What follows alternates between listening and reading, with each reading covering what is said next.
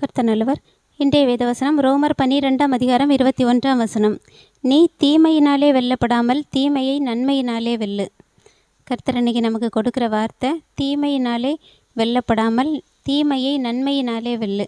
நம்மளுடைய வாழ்க்கையில் நம்ம அநேகந்தரம் முன்னாடியெல்லாம் பழைய வாழ்க்கையில் பார்த்தா ஒருத்தர் நமக்கு ஏதாவது ஒரு கெடுதல் செஞ்சால் நம்ம பதிலுக்கு திருப்பி செஞ்சால் தான் மனசு ஆறும். ஒரு 10 அடி அடித்தா திருப்பி ஒரு அடியாவது அடித்தா தான் மனசு ஆறும். அப்படிப்பட்ட ஒரு வாழ்க்கையில் இருந்த நம்மளை இன்றைக்கி நமக்கு எதிராக துரோகம் பண்ணினாலும் சரி, திட்டினாலும் சரி, சபித்தாலும் சரி, அடித்தாலும் சரி, கர்த்தருக்குள்ளே அவங்கள மன்னிக்கக்கூடிய இடத்துக்கு கர்த்தர் நம்மளை கொண்டு வந்திருக்கிறாங்க.